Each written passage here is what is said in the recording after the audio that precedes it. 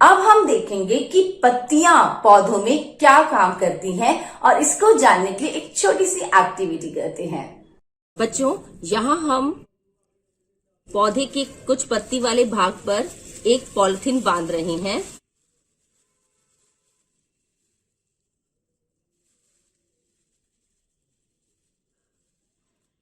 और इसको हम कुछ घंटों के लिए छोड़ देते हैं।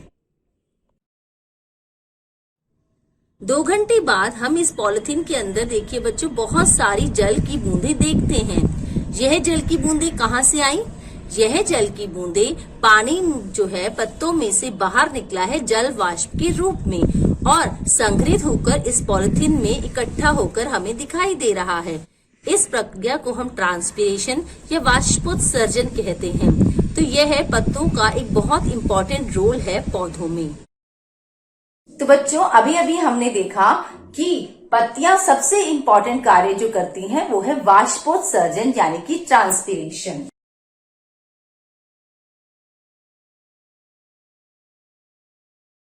पौधे जो है वो पत्तियों के द्वारा ही जल को बाहर निकाल देते हैं, जैसे कि हमने इस एक्टिविटी के अंदर देखा।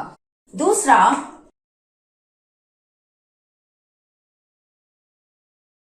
प्रकाश संश्लेषण फोटोसिंथेसिस। जो फोटोसिंथेसिस है यानी कि पौधों द्वारा भोजन बनाने का जो काम है वो भी ये पत्तियां ही करती हैं। इतनी छोटी सी पत्तियां सोचिए कि सूर्य के प्रकाश को लेती हैं और क्योंकि इनके अंदर ग्रीन पिगमेंट होता है तो ये पत्तियां कार्बन डाइऑक्साइड, जल और सूर्य के प्रकाश की उपस्थिति में उसको जल और कार्बन डाइऑक्साइड को कन्वर्ट कर देती हैं कार्बोहाइड्रेट्स में, जो कि मंड के रूप में पौधों की पत्तियों में भंडारित हो जाता है और पौधों के अन्य पार्ट्स में भी ये स्टोर हो जाता है। और साथ ही साथ इस प्रोसेस के दौरान ऑक्सीजन जो कि लाइफ गिविंग गैस है वो भी प्रोड्यूस होती है। तो हुआ ना पत्तियों का फंक्शन बहुत ही इंपॉर्टेंट।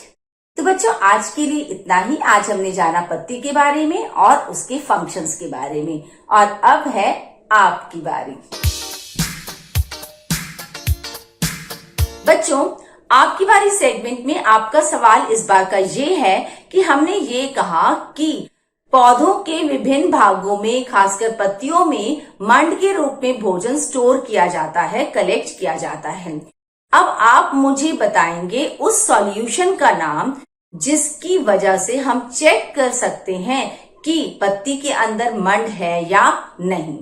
और हिंट आपका ये है कि ये आंसर आपको मिलेगा पेज नंबर 57 पर। मुझे आपके जवाब का इंतजार रहेगा मेरे कमेंट सेक्शन में। Thank you. NTPC Faridabad and Chief Minister's Good Governance Associates Program with Star Teachers of Faridabad.